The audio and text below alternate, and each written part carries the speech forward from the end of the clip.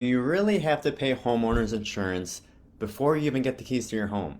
A lot of people are shocked when they find out they have to pay for basically a year's worth of homeowners insurance before they even close on their home. And you're probably wondering, why is that even, why do you need to do that? Why is that the case?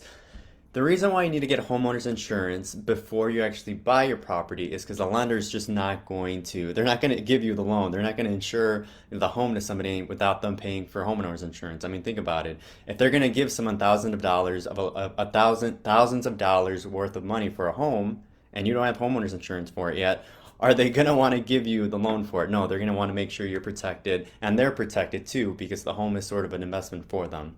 So the way it works, because a lot of people are surprised by this, is before you actually get the keys and get to closing, you have to buy a full year's policy of homeowners insurance before you even close on the property. So they want to say, hey, do we have proof? Is your insurance starting the day you get the keys to the house? So that's how it works. You always need to get a full year's policy before you get the keys.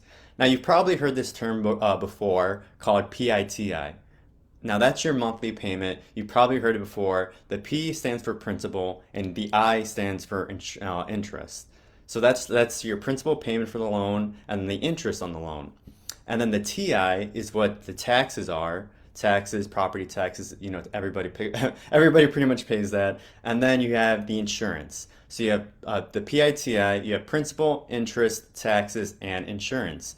Now, after that first year, you basically have to pay that every single month, right? You have to pay your principal, your interest balance, you have to pay taxes every month, and then you pay insurance every month. And after that first year, every single month you pay a little bit towards insurance. And what happens is once you get done with your first year's policy, all that money that you paid every single month, that goes towards your second year's policy. And that's kind of how it works going forward. Every single month, you pay just a little bit out of pocket for insurance, and that gets applied to the following year's policy. So if you're wondering, why do I have to pay a full year's policy upfront before closing? It's because you haven't built in those monthly payments until you actually took over the property. So if you're kind of surprised, if you're kind of shocked that you're wondering, why do I have to pay a full year's worth of insurance policy before I even close on the property? It's because typically how it's done, at least here, is you pay every month for your insurance, and at the end of that year, that entire monthly payments gets collected and applied to your policy for the second year.